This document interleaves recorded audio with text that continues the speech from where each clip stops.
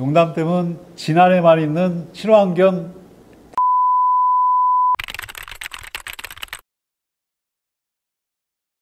하이 준식 고준식입니다.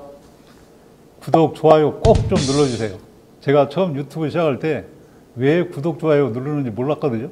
근데 이게 굉장히 중요하더라고요. 구독, 좋아요 부탁합니다.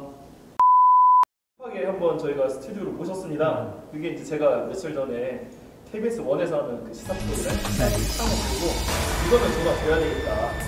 네. 방송 보다 보는데 예, 봤습니다. 그 제목만 얘기해도 거의 맞을 것 같아요.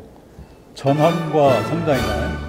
그러면 전환과 성장이 진안군하고 용담댐하고 무슨 관계가 있느냐, 뭐 그거에 대한 얘기를 하면 간단할 것 같습니다. 이제 제가 조금 인상 깊었던 게 그 신안군의 네. 주민들이었어요. 또 재생에너지를 활용해가지고 주민들이 이제 기본 소득이 발생하는 네. 이런 구조가 있었는데, 그러면 그 신안군의 사례는 그 전에 우리나라에서 그 재생에너지 다른 사업들과 어떤 차이가 있었다고 생각을 하시는지.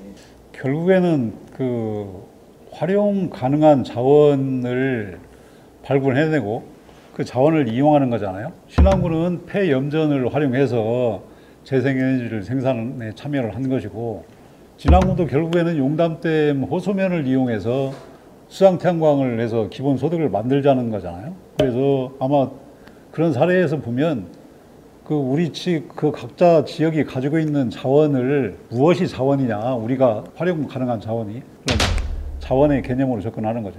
저희도 진안에서 보면 굉장히 태양광 많이 설치되어 있는데 그게 네. 지역 주민들한테 기본 소득으로 연결되지는 않잖아요, 잘.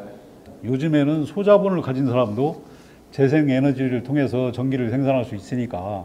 근데 이게 공공의 영역으로 내려오지를 못했어요. 결국에는 뭐 수상태양광을 뭐 하자 말자 뭐 이런 의견들이 있으신데, 이렇게 비교를 해보시면 될 것 같아요. 용담댐에 8억 1,500만 톤의 석유가 매장이 돼 있다. 그거 개발해야 돼요, 안 해야 돼요? 해야 되죠.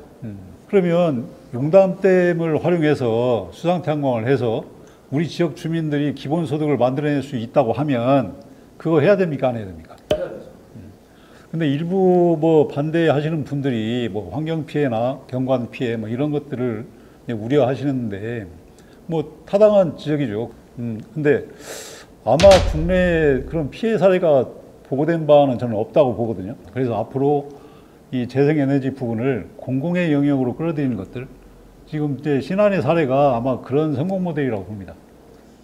어쨌든 유전도 에너지원이고 네. 태양광도 에너지원이기 때문에 같은 개념으로 볼 수 있다는 건데, 기름이 나는, 석유가 나는 나라들이 다 부자는 아니잖아요. 네. 그렇게 자원을 가지고 제대로 활용하지 못하는 나라들도 있단 말이죠. 네. 아까 그렇게 용담댐에서 유전이 발굴됐을 때 지난 노르웨이, 사우디, 카타르 같은 나라로 만드는 방법에 대해서도 고민이 필요할 것 같거든요.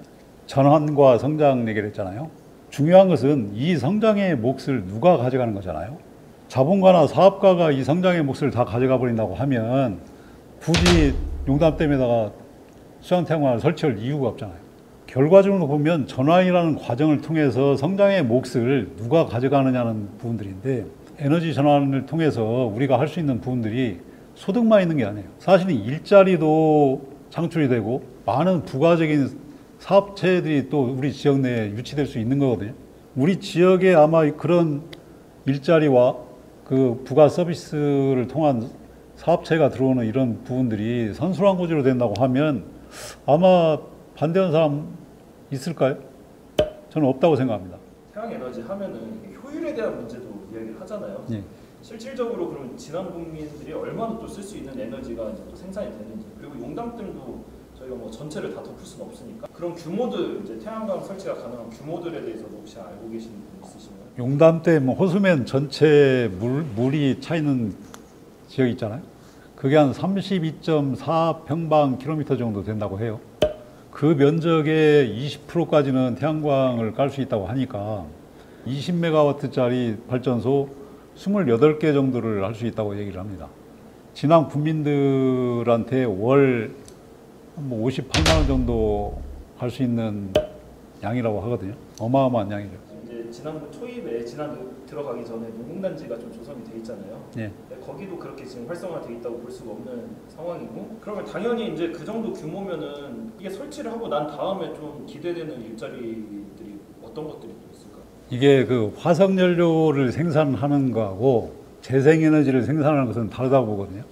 화석연료를 생산하는 것은 자본집약적, 기술집약적 산업들이기 때문에 그 기존의 일반인들이 일자리에 참여하기는 힘들 겁니다. 근데 재생에너지 사업은 자본은 들어가지만 일자리 참여가 얼마든지 열려있는 영역이라고 보고요.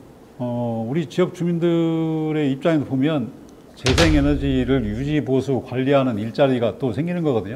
지금까지 그런 일자리들이 다 있는 사람들 몫으로 다 가버리다 보니까 지역 주민들은 소득에서도 소외가 되고 그 일자리에 참여하는 것도 소외가 되고, 또 이 사업체들도 예를 들면 용담댐에 수상태관을 설치를 하면 그 부력체나 여러 가지 이제 그 자재들이 들어갈 거잖아요. 이런 자재들이 어디서 생산이 돼야 되냐면 아까 말씀하신 진안의 농구단지에 생산이 돼서 들어가는 게 맞잖아요.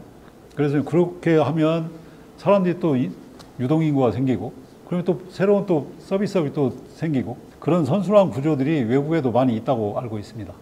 앞서 말했던 용담댐이 지금까지는 애물단지였는데 지금 저희대로 개발을 해야 되는 시점에 있는 것 같은데, 이제 그 비전에 대해서도 한번 말씀 한번 부탁드리겠습니다.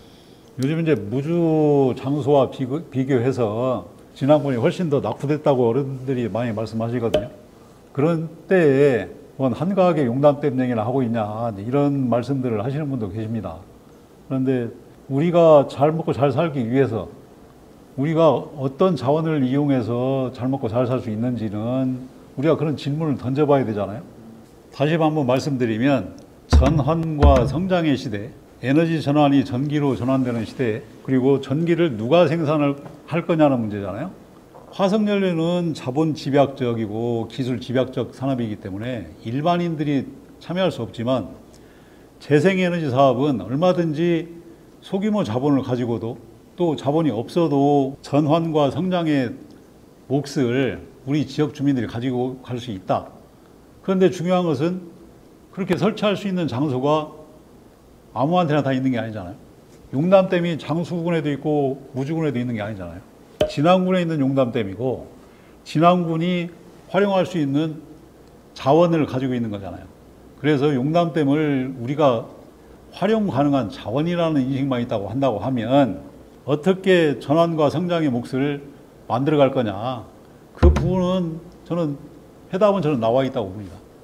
저희 시기형님이 그리는 용담댐은 뭐다 한마디로 한번 표현해 주시고 이번 방송 마무리해 보도록 하겠습니다. 용담댐은 진안에만 있는 친환경 대규모 유전이다.